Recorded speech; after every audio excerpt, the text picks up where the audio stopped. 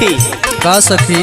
देखा तही बड़ी मगन हो, बड़ी खुश हो, का बात बा हो? ला बतावत है तोके काहे खुश है? सुनावा। लागे है राजा आज बोला ता कोयलिया, लागे है राजा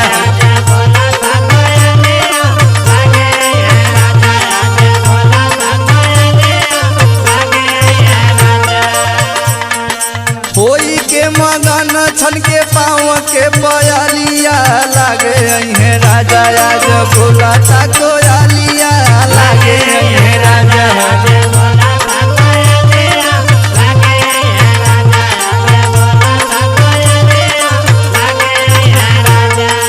तो ई बात बा। हाँ ई बात बा सखी। और सुनावा। सुना।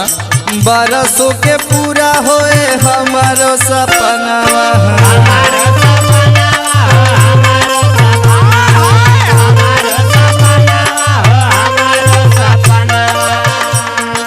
आई है बखरिया आज हमारो सजना,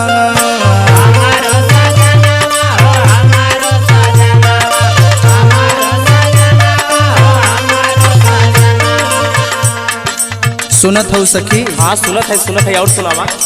बरसों के पूरा होए हमारो सपनावा, आई है बखरिया आज हमारो सजनावा, अखिया में काजल दिहनी ओठे ओठा लालिया, लागे है राजा आज बोला ता कोयलिया, लागे है राजा आज बोला ता कोयलिया, लागे है राजा आज बोला ता कोयलिया, लागे है राजा।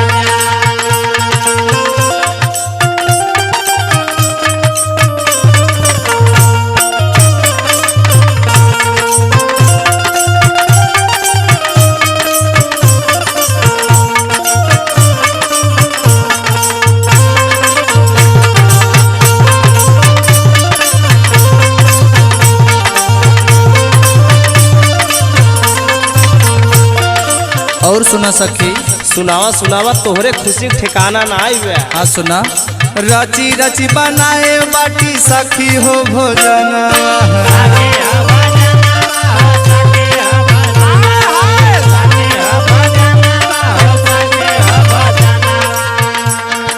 गोझिया कचौरी औरी पुआ पकवानवा,